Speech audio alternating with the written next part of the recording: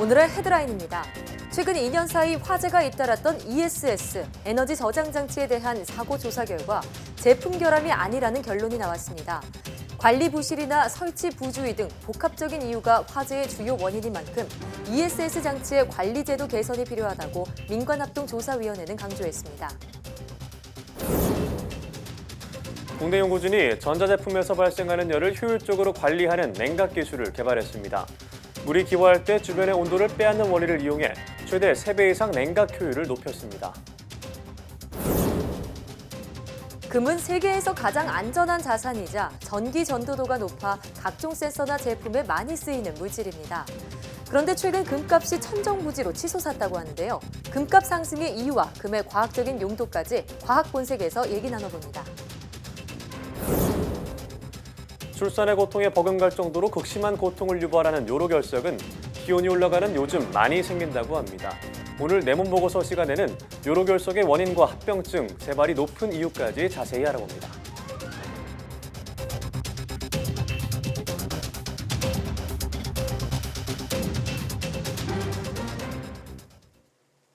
여러분 안녕하십니까? 사이언스 투데이입니다. 화재가 잇따른 ESS, 즉 에너지 저장 장치에 대한 사고 조사 결과가 나왔습니다.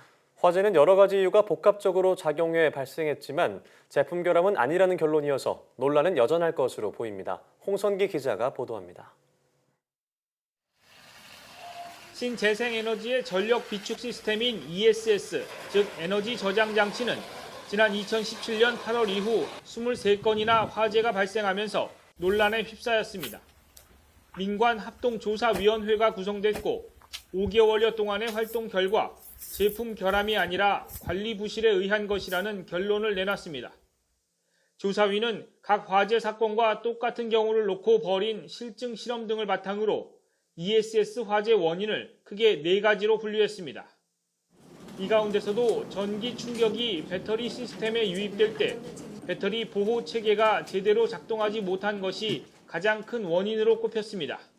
동시험을 반복 수행한 결과 배터리랙 보호장치 내의 직류 접촉기 절연 성능이 떨어질 경우 화재가 발생할 가능성이 확인되었습니다. 또 산간이나 해안 지역에 설치돼 이슬과 먼지에 많이 노출되는데도 관리가 제대로 되지 않아 화재로 이어지는 관리 부실도 주요 원인으로 지목됐습니다. 조사위는 이 밖에도 설치 부주의 등을 화재 이유로 꼽았지만 제품 결함이 화재로 이어진 경우는 없었다고 선을 그었습니다. 일부 배터리 셀에서 극판 접힘과 같은 결함이 발견됐지만 실험 결과 화재로 이어진 원인은 아니었다는 겁니다. 일부 배터리 셀에서 제조상 결함이 발견되었으나 해당 결함을 모사한 실증 시험에서 화재로 이어지지는 않았습니다. 다만 조사위는 제조상 결함이 있는 배터리가 가혹한 조건에서 장기간 사용된다면 위험 요소가 될 수 있다고 밝혔습니다. 결국 수많은 화재 사건에서 제조 결함은 없었다는 결론이어서 논란은 이어질 것으로 보입니다. 조사위는 다만 배터리 보호 시스템이 전기 충격을 차단하지 못하거나 열악한 환경에서 성능이 저하돼 폭발하는 것은 제조사의 책임으로 보고 있습니다. 정부는 ESS 화재 재발을 막기 위해 5교회의 전용 건물 설치를 유도하고 소방시설 설치를 의무화하는 동시에 흑화된 소방 기준을 새로 만들기로 했습니다. YTN 홍선기입니다. 대통령 직속 국가기후 환경회의가 미세먼지와 관련한 부정확한 정보로 중국을 비난하는 여론이 너무 많다는 입장을 내놨습니다. 국가기후 환경회의는 지난 10일 열린 2차 본회의 설명 자료에서 미세먼지 발생 원인에 대한 부정확한 정보로 국민 불신이 높다며 국민은 통상 중국 영향을 83%로 인식하지만 과학계는 20에서 50%로 발표한다고 오늘 밝혔습니다. 국가기후환경회의에 따르면 중국 이외에 국내 산업, 발전, 경유차, 대형 화물선 등도 우리나라 미세먼지의 주요 배출원입니다. 앞서 국가기후환경회의 반기문 위원장은 중국 탓만 해서는 안 된다며 우리부터 미세먼지 배출을 대폭 줄여야 한다는 의견을 여러 차례 밝혔습니다. 학교 미세먼지를 관리하는데 정부가 올해부터 2023년까지 5년 동안 총 300억 원을 투입합니다. 과학기술정보통신부와 교육부는 학교 미세먼지 문제를 과학적으로 해결하기 위해 이런 내용이 담긴 사업의 시행 계획을 확정하고 사업단을 구성했습니다. 사업을 통해 학교 미세먼지 관련 자료를 확보하는 연구와 태양광 발전 등 교내 공기질을 개선하는 공조 시스템 개발 작업 등이 추진됩니다. 사업단은 13일부터 다음 달 12일까지 한 달 동안 한국연구재단 홈페이지에서 과제 공모를 진행할 계획입니다. 서울 종로도심에서 차량 제한 속도를 60km에서 50km로 줄인 뒤 보행자 교통사고 부상자가 23% 줄어든 것으로 조사됐습니다. 한국교통안전공단은 지난해 6월 말부터 서울 종로 세종대로 사거리에서 흥인지문 교차로 구간에서 추진한 안전속도 5030 정책 시범 사업이 이 같은 효과를 낸 것으로 나타났다고 밝혔습니다. 교통안전공단은 해당 구역의 교통사고 자료와 택시 등에 설치된 디지털 운행 기록 자료를 분석한 결과 시범 사업 후 지난해 하반기 보행자 교통사고는 16건으로 1년 전에 19건보다 15.8% 감소했다고 설명했습니다. 또 같은 기간 보행 부상자 수는 22명에서 17명으로 22.7% 감소했고 야간 급가속 차량도 72%가량 감소한 것으로 집계됐습니다. 최근 휴대폰 등 전자제품 배터리 화재가 사회적 이슈로 떠오르면서 열을 관리하는 기술이 함께 발전하고 있습니다. 국내 연구진이 물의 기화 원리를 응용해 전자제품에서 발생한 열을 효율적으로 관리하는 냉각 기술 개발에 성공했습니다. 이정우 기자입니다. 전자제품 고장의 50% 이상이 열 때문에 발생하는 것으로 파악되고 있습니다. 반도체 역시 섭씨 70도가 넘으면 작동과 제품 수명에 영향을 받는 것으로 알려졌습니다.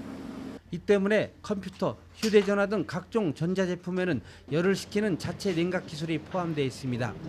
국내 연구진이 전자제품과 장비의 냉각 효율성을 2~3배 이상 높일 수 있는 기술을 개발했습니다. 상변 현상을 이용하게 되면은 기존의 단상 냉각보다 더 높은 여전달 성능을 나타낼 수 있고 이를 배터리 셀에 적용하게 되면은 배터리 셀의 온도 견입도를 크게 향상시킬 수 있게 됩니다. 연구팀은 냉각판의 금속 표면을 굴곡이 많게 가공해 쉽게 물이 기화하도록 만들어 냉각 성능을 2배 이상 높였다고 밝혔습니다. 액체가 기체로 변하거나 기체가 액체로 변할 때 주변의 온도를 빼앗는 원리를 응용한 겁니다. 또 냉각 장치가 어느 방향에서나 가동하도록 설계했다고 설명했습니다. 이 기술은 반도체를 포함한 전자제품뿐만 아니라 각종 배터리에 적용돼 제품의 수명을 크게 늘릴 수 있습니다. 방향성에 상관없이 작동을 할 수 있기 때문에 고발열 전자장비, LED, 그리고 나아가 최근에 ESS 화재로 문제가 되고 있는 ESS 배터리의 방열 및 냉각에 확대 적용 가능합니다. 의료기기에서 전기 자동차까지 반도체나 배터리가 안 들어간 첨단 제품이 없다는 점에서 다양한 분야에 활용될 냉각 기술로 주목받고 있습니다. YTN 이정우입니다. 한국말을 더 잘 알아듣는 인공지능 서비스 기술이 개발되었습니다. 한국전자통신연구원은 최첨단 한국어 언어 모델 코버트를 만들어 온라인에 공개했다고 밝혔습니다. 구글의 언어 표현 방법을 기반으로 만든 코버트에는 10년 동안의 신문 기사와 백과사전 정보가 입력됐으며 한국어의 특성이 반영돼 있습니다. 실제 성능 확인 결과에서 코버트는 구글이 배포한 한국어 모델보다 평균 4.5% 더 정확하게 한국어를 인식하는 것으로 나타났습니다. 코버트는 딥러닝 연구개발에서 사용되는 대표적인 프로그램 환경에서 모두 사용할 수 있으며 관련 홈페이지에서 내려받을 수 있습니다. 국내 인스타그램 이용 시간이 한 해 동안 70% 넘게 증가한 것으로 조사됐습니다. 앱 분석 서비스 업체 YG앱은 지난달 한국 안드로이드 스마트폰 사용자 3만 3천 명을 대상으로 사용 현황을 조사한 결과 인스타그램 사용 시간이 지난 5월 15억 분에서 1년 만에 26억 분으로 73% 증가했다고 밝혔습니다. 특히 10대와 30대에서 인스타그램을 많이 사용했는데 30대는 SNS 가운데 인스타그램을 가장 오랜 시간 사용했습니다. 전 세대를 합쳐 국내 이용자가 가장 오래 사용한 SNS는 5월 한 달 46억 분으로 집계된 페이스북입니다.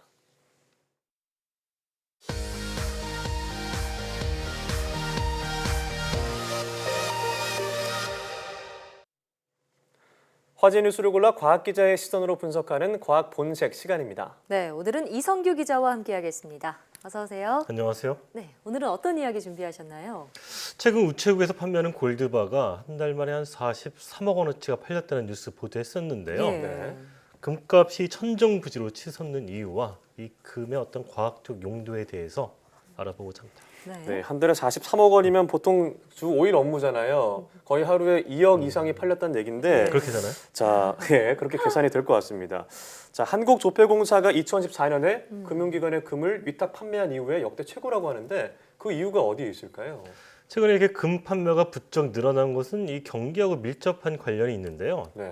우리가 이제 경기하면 보통 주식 시장과 이제 부동산 시장을 얘기하잖아요. 네. 네. 이제 주식 시장 이 시황을 보면은 별로 좋지가 않아요. 음. 우리가 이제 주식이 이렇게 마구마구 올라가는 대세 상승장이 아니라 네. 예. 지금 뭐 이렇게 좀 하락장이나 아니면 이렇게 주가가 소폭 상승하거나 아니면 하락하는 보합장 이거 네. 왔다 갔다 하고 있거든요. 네. 한마디로 요약하면 주식시장이 좀 불안하다. 이 불안하다 보니까 개인 투자자들은 주식에 돈을 투자하기가 좀 꺼려진다. 이렇게 네. 볼 수가 있는 거죠. 네. 자, 미중 무역 분쟁 장기화해 최근 우리 경제 또한 좀 낙관하기 어렵다 이런 분석이 쏟아지면서 국내 주식 시장이 상승 탄력을 받지는 못하는 모습인데요. 자, 그럼 부동산 시장은 어떤가요? 근데 부동산 시장이 어떻게 보면 이제 주식 시장의 어떤 대체 시장으로 볼 수가 있는데 네. 지금 부동산 경기를 보면 그렇게 또 경기가 좋지가 않아요. 예. 우리가 이제 그 주식 시장은 이렇게 분초 단위로 이렇게 사고 팔고 하는 굉장히 빠르게 돌아가는 시장인 반면에 네. 부동산은 보통 한 번 사면은 그래도 한 몇 년, 몇십 년은 보유하고 있잖아요. 네. 그래서 굉장히 잘 움직이지 않는 자산에 대해서 부동산이라고 이름을 네. 붙인 건데 요즘 부동산 시장을 보면 이런 뉴스들이 눈에 많이 띄죠. 뭐 주택 경기가 하락을 했다. 어디 아파트 뭐 전세가가 뭐 몇 프로 떨어졌다. 이런 뉴스가 쏟아지고 있거든요. 네. 결국 이 말은 부동산 값이 얼마나 더 떨어질지 모르니까 내가 지금 집을 샀는데 이게 뭐 한 몇 년 뒤에 더 하락하면 내가 손해를 보잖아요. 예. 뭐 값도 어마어마하지만 부동산은 네. 그러니까 이 개인 투자자들이 또 부동산에 돈을 놓기가 좀 어려운 상황이다. 이렇게 볼 수가 있는 거죠. 네, 뭐 경기 시장을 좌우하는 뭐 주식 시장이나 부동산 네. 시장에 대한 얘기를 나눠봤는데, 자, 이들 시장이 불안한 것과 금값 상승이 좀 밀접한 영향이 있다는 거죠. 그러니까 이제 금 자산은 이 미국 국채와 더불어서 예. 이 세계에서 가장 안전한 자산으로 분류가 되거든요. 예. 이 미국 국채 같은 경우에는 미국 연방 정부가 이제 돈을 찍어내는 거죠. 네. 그래서 미국 정부가 망하기 이전에는 미국 국채는 돈을 뗄 염려가 없으니까 세계에서 가장 안전하다 이런 예. 평가를 받고 있는데 주로 이제 이 국채 이런 채권들은 개인이 사는 게 아니라 이제 기관 투자자들 여기서 이제 금융기관을 얘기하는 거죠. 뭐 네. 은행이나 뭐 증권사들 이런 애들이 주로 매매를 하니까 이 주식 시장이나 부동산 시장이 상황이 좋지 않으면 이제 개인 투자자들은 비교적 안전한 자산으로 분류가 되고 있는 예. 이 금에 관심을 갖게 되는 거죠. 예. 여기에 그렇군요. 이제 최근에 뭐 이런 어떤 미중 무역 전쟁이 아까도 말씀했지만 굉장히 심화되면서 예. 예. 이 경기가 좀처럼 회복될 기미가 보이지 않으니까 이런 안전 자산에 대한 어떤 수요가 더 부쩍 늘어났다 이렇게 이해할 수가 있고요. 지난 7일이었죠. 이 금 한 돈 이 3.75kg의 금액이 19만 500원까지 올랐었는데 네. 이게 2016년 7월 이후 3년여 만에 최고치라는 거였죠. 예. 이 금값 상승이 전 세계적인 현상이라는 걸 보면은 경제적인 불확실성이 우리나라만의 얘기는 아닌 것 같은데요. 네. 자, 그런데 이 비싼 금을 과학 연구에도 활용을 한다고요. 주로 어떤 분야에 쓰이나요? 물론 이제 금 한 돈을 과학 연구에 쓰는 건 아니고 이제 나노 입자 크기로 굉장히 작게 만들어서 뭐 특정 분야에 쓰고는 하는데 주로 이제 이 바이오 분야에서는 네. 이 금을 어떤 센서 이런 용도로 쓰거든요. 음. 한 뭐 전립선암 진단율을 뭐 기존보다 한 100배 정도 높인 바이오 센서가 개발됐다. 예. 뭐 이런 뉴스가 아, 예. 한 뭐 1, 2년 사이에 좀 나왔던 적이 있었는데 이 바이오 센서의 핵심이 바로 그 금 나노 입자예요. 이 금 나노 입자는 금을 이제 나노 크기의 입자로 만들었다 해서 금 나노 입자라고 부르는데 네. 이 혈액 속에는 이 전립선암을 일으키는 원인 물질이 있겠죠. 그 이 금 나노 입자의 원리는 이 나노 입자 표면에다가 이 원인 물질과 결합을 하는 항체라는 물질을 달라붙게 하는 거죠. 예. 그러면 이 센서에다 혈액을 떨어뜨리면 혈액 속에 있는 그 전립선암을 일으키는 원인 물질이랑 네. 그 나노 입자 표면에 붙어 있는 항체가 서로 결합을 하겠죠. 어. 그럼 결합을 하면 이 근 나노 입자가 그 표면에 어떤 이런 물질이 달라붙게 되면 표면에 약간 변화가 생기거든요. 네. 그래서 어떤 특정 신호를 내보내요. 그러면 이 센서가 그 신호를 읽어가지고 이게 전립선암이냐 아니냐 그걸 이제 판단하게 되는 거죠. 예. 네. 이 금을 우리가 이제 나노 입자 크기로 만들면 이 나노의 세계는 그 원래 그 크기였던 거 좀 다른 그런 물리학적 현상이 일어나는데 네. 그 나노입자 표면에 어떤 굴절들의 변화가 일어나요. 네. 그래서 이걸 우리가 표면 플라즈몬 현상이라고 부르는데 이런 걸 이제 응용을 해서 어떤 특정 물질을 우리가 검출을 하는 그런 센서로 활용을 하는 거죠. 이 금 나노입자를 센서로 활용하는 예는 이 식품에 있는 어떤 독소를 특정하는 장치 이런 데도 응용이 되고 있거든요. 네.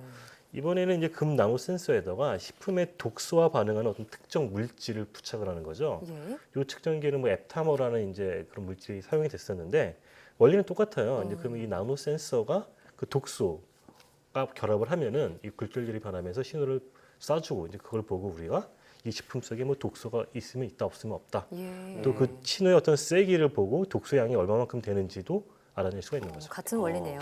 네, 금이 아주 적은 양이지만 질병 진단이나 독소 물질을 네. 감지하는 역할을 한다고 하니까 말 그대로 금값을 한다 이렇게 볼 수 있을 것 같은데 자, 앞으로도 금이 계속 많이 팔릴지도 지켜봐야 될 것 같습니다.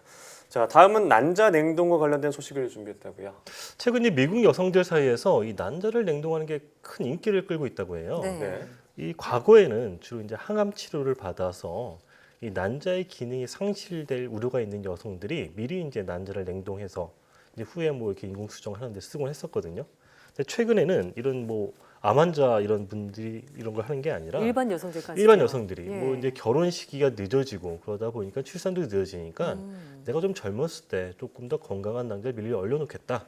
뭐 이런 추세가 원래도 있었었는데 예. 최근에 이제 그게 좀 더 붙죠, 늦었다, 뭐 이렇게 이해할 수가 있습니다. 네.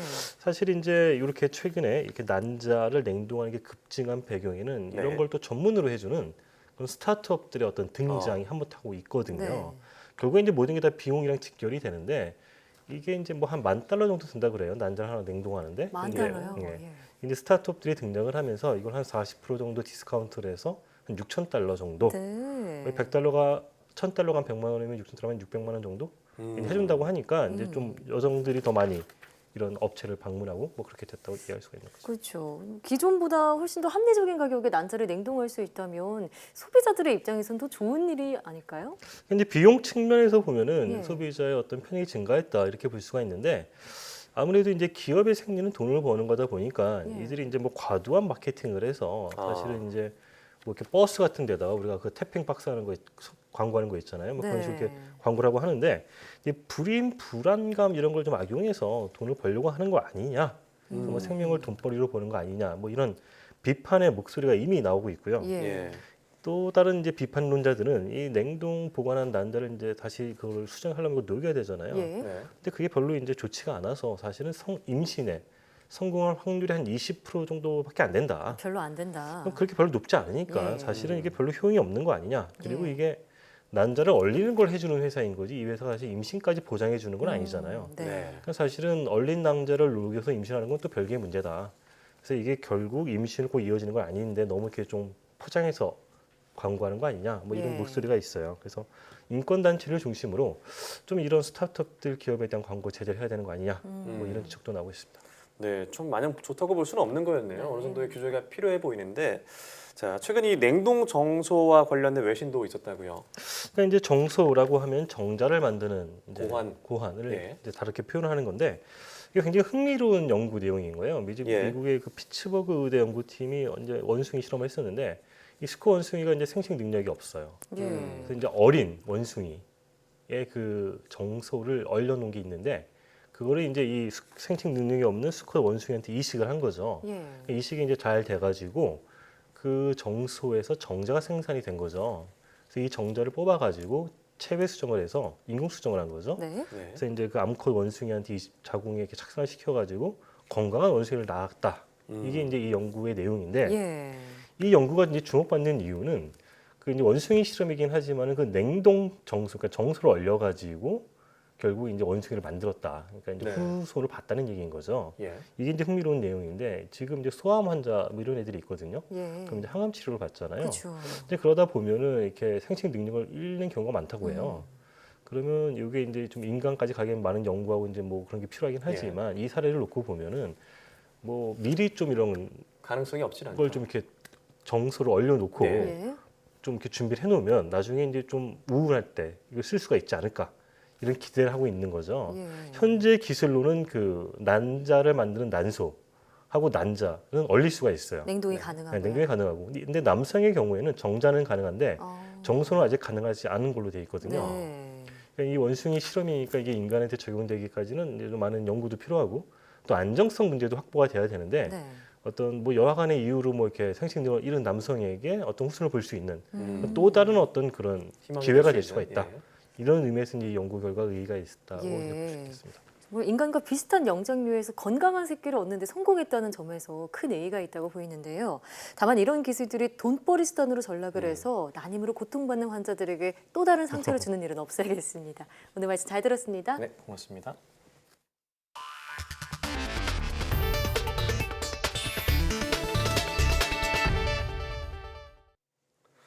유전자 변형 농작물, GMO 등 학교 급식의 안전을 위협할 수 있는 요인을 살펴보고 이를 올바르게 관리할 방법을 모색하는 자리가 마련됐습니다. 국민생활과학자문단은 한국프레스센터에서 국민생활과학기술 포럼을 열고 학교 급식에 사용되는 재료의 안전성을 높이는 방안에 대해 논의하는 시간을 가졌습니다. 포럼에서는 GMO와 식품 방사능, 잔류농약 등에 대한 전문가들의 발표와 토론이 이어졌습니다. 우리나라 국민은 동네 의원의 의료 서비스에 대해 크게 신뢰하지 않고 만족도도 낮은 것으로 확인됐습니다. 한국보건사회연구원이 지난해 70살까지의 성인 2,000명을 대상으로 동네 의원의 의료 서비스를 조사한 결과 이같이 나타났습니다. 동네 의원의 의료 서비스에 대해서는 보통과 불만족이라는 응답이 69%나 돼 만족도가 크게 떨어졌습니다. 만족하지 않는 이유로는 치료 효과가 좋지 않고 동네 의사의 질병 진단을 믿지 못한다는 대답이 많았습니다. 또 전체 응답자의 24.7%는 동네 의원 이용 뒤 한 달 안에 같은 질환으로 대학병원이나 상급 종합병원을 이용했고 2명 중 1명은 의사가 아니라 본인이 필요하다고 생각해 대형 병원에 간 것으로 확인됐습니다. 아프리카 돼지열병을 막기 위해 남은 음식물을 돼지에게 먹이는 잔반 사육을 금지하기로 하자 잔반 사육 농가들이 반발하고 있습니다. 네, 일부 잔반 사육 농가는 음식물 쓰레기 수거 거부에 들어갔습니다. 보도에 황선욱 기자입니다. 돼지가 먹는 음식물에 아프리카 돼지열병 바이러스에 오염된 소시지 등 돼지 가공식품이 들어있을 경우 순식간에 열병이 번질 수 있습니다. 그래서 돼지가 먹는 음식물은 80도 이상에서 30분 이상 가열해야 합니다. 문제는 일부 영세한 농가에서 이런 원칙이 지켜지지 않을 수 있다는 점입니다. 정부는 부득이 다음 달부터 잔반 사육을 전면 금지하기로 했습니다. 이러자 잔반 사육 농가들이 음식물 쓰레기 수거를 거부하는 등 반발하고 있습니다. 이들 농가들은 돼지 급식을 일반 사료로 바꿀 경우 생산 단가가 올라 수익성이 악화될 것을 우려하고 있습니다. 이 때문에 음식물 종합 처리업 같은 설비를 갖춰 열병 전염 위험성을 없앨 테니 잔반 사육을 허용해달라고 요구하고 있습니다. 그거 사료 시스템이 안 돼 있기 때문에 현재로서는 줄 수가 없어요. 그래서 우리는 어쨌거나 계속 잔반을 줘야 되는 입장이고. 농림식품부는 곧 실태 파악과 함께 지원 방안을 협의할 예정입니다. 시설 현대화나 그런 자금들을 필요하면 지원해서 적절하게 배합 사료를 급여할 수 있도록 유도해 나갈 계획입니다. 하지만 돼지 잔반 사육 금지가 불가피한 만큼 위반할 경우 과태료 1,000만 원을 부과하기로 했습니다. 잔반 사육 금지에 따른 농가 피해를 최소화할 대책 마련이 시급한 상황입니다. YTN 황순욱입니다. 지난달 10일 한빛 1호기의 재가동 시험 중 열 출력이 기준치의 3배나 폭증했음에도 12시간 뒤에 수동 정지된 이유가 드러났습니다. 국회 과학기술정보방송통신위원회 소속 이철희 의원이 공개한 한빛 1호기 원자로 수동 정지 원인 및 재발 방지 대책 보고 문건을 보면 당시 발전소 근무자들이 원자로 시동이 꺼진 것으로 착각한 상태에서 반응도 계산을 잘못한 것으로 확인됐습니다. 이번에 공개된 문건은 한수원이 지난달 15일에 작성한 것으로 지난달 20일에 있었던 원자력안전위원회의 특별조사가 시작되기 전에 한수원이 이미 사고 원인을 스스로 인지했다는 게 드러났습니다. 문건에는 사건 경위와 원인 분석, 재발 방지 대책 등이 정리되어 있는데 사건 당시 한수원의 인적 과실이 자세히 기록되어 있는 것은 물론 제어봉 구동장치와 같은 설비 이상 가능성도 제기되어 있습니다. 이철희 의원은 한빛 1호기 사고는 한수원의 안전 불감과 기강 회의가 불러온 사고라며 원자로 운영 시스템과 설비 전반에 대한 무기한 전면 점검이 필요하다고 말했습니다.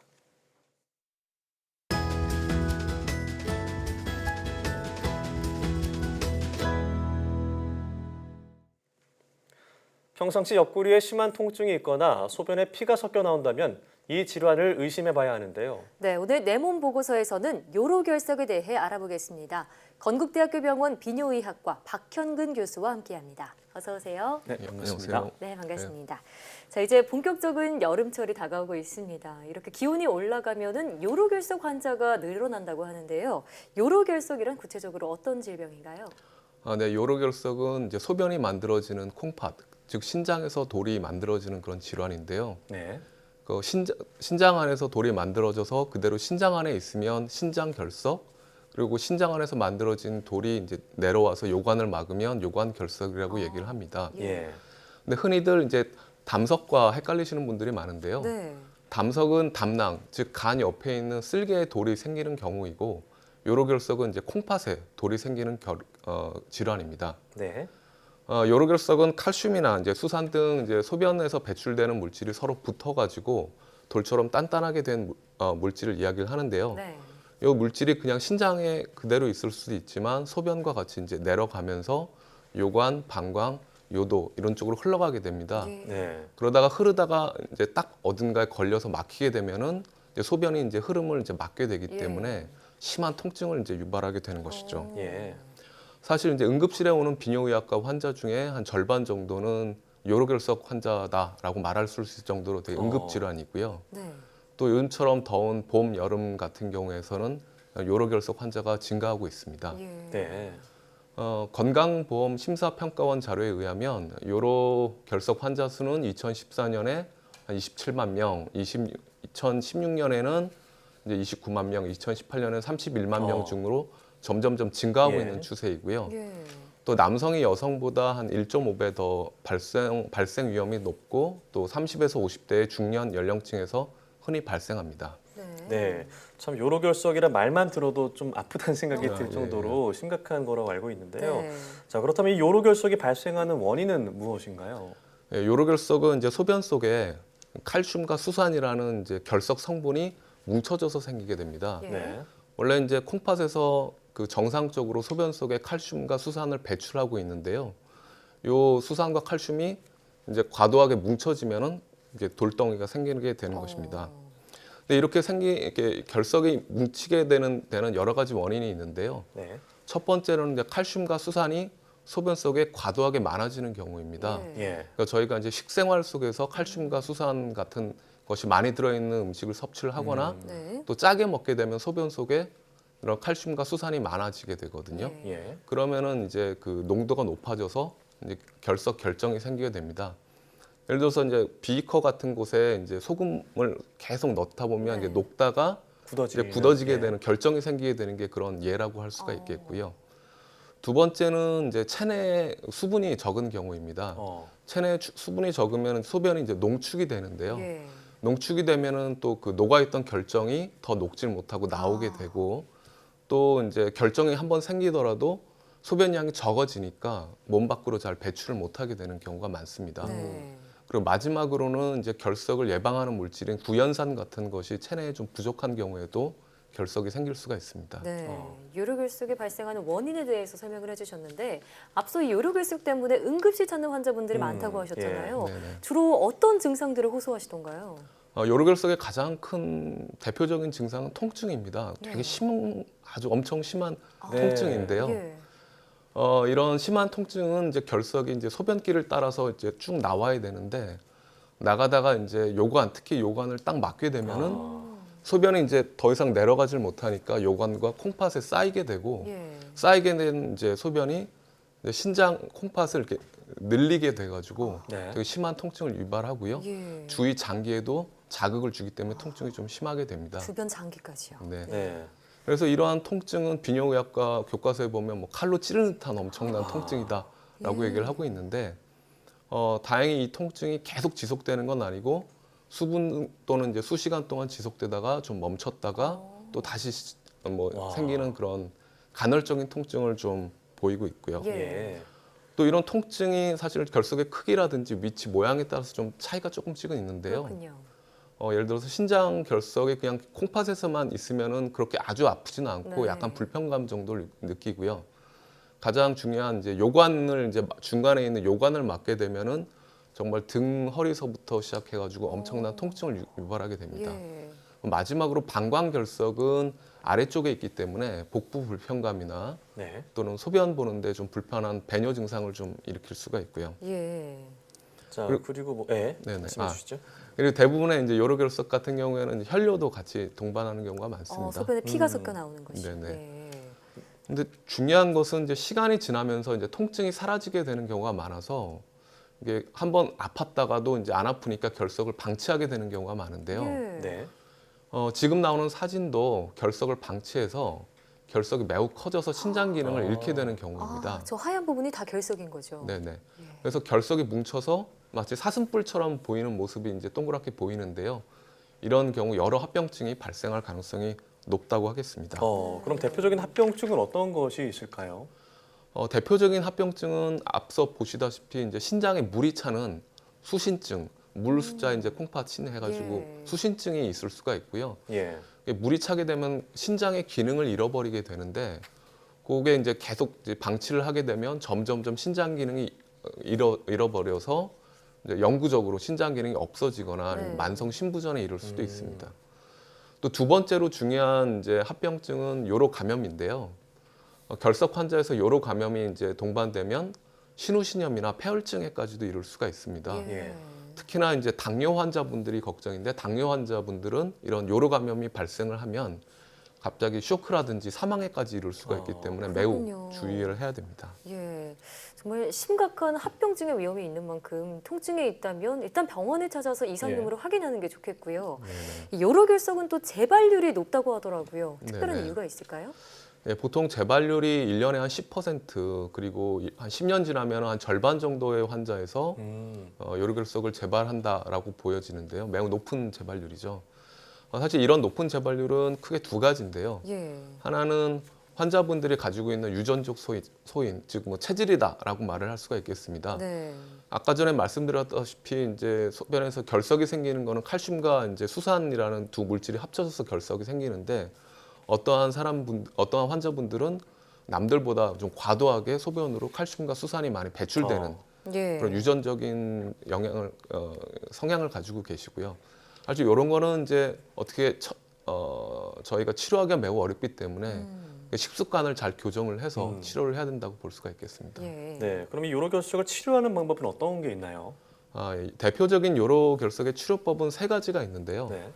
첫 번째는 이제 대기요법이라고 해서 결석이 빠지기까지 기다리는 것이 하나가 있고, 예.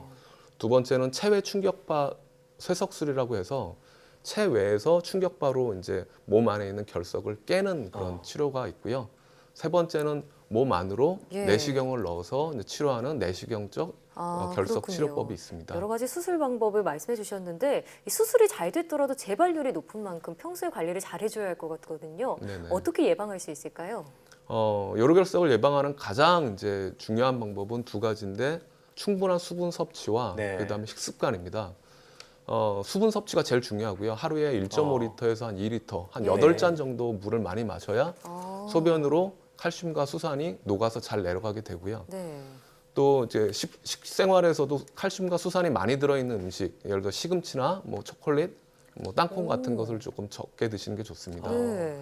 그리고 오히려 이제 가끔 멸치 이런 것을 많이 말씀하시는 분들이 계시는데요. 네, 먹어도 되는지요? 예. 오히려 칼슘 결석 환자분들은 칼슘을 극도로 제한을 하게 되면 역으로 또 결석이 많이 생기게 되기 때문에 너무 제한하면 안 된다. 네네. 일반 사람과 똑같이 먹되 물을 좀 많이 드시는 게 좋겠습니다. 네. 또 짜지 않게 드시는 것도 중요하고요. 예.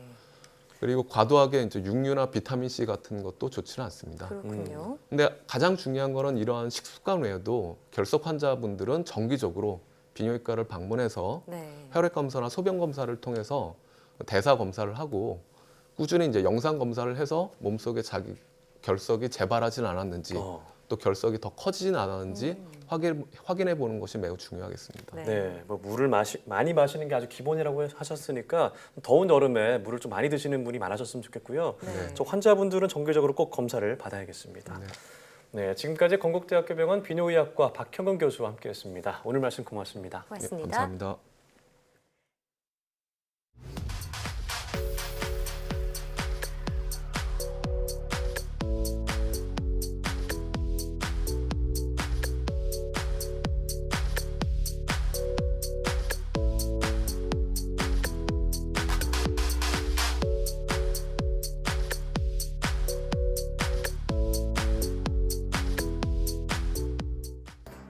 여름철에는 왜 무더위만큼이나 요로결석이 기승을 부릴까요? 우선 기온이 오르면 땀을 많이 흘리면서 체내 수분이 손실되는데요. 네, 이럴 경우 소변이 농축되고 결정이 쉽게 만들어질 수 있는 환경이 되면서 요로결석이 발생할 확률이 커집니다. 하지만 평상시의 생활 습관도 큰 영향을 미치는데요. 가장 중요한 것이 수분 섭취인 만큼 물을 자주 나누어 마시고 결석 성분을 녹이는 구연산이 풍부한 오렌지나 수박, 자몽 등의 과일을 먹는 게 좋다고 하네요. 네, 다가오는 여름 건강관리 잘하시길 바라면서 사이언스투데이 오늘 저희는 여기서 이만 인사드리겠습니다. 함께해 주신 여러분 고맙습니다.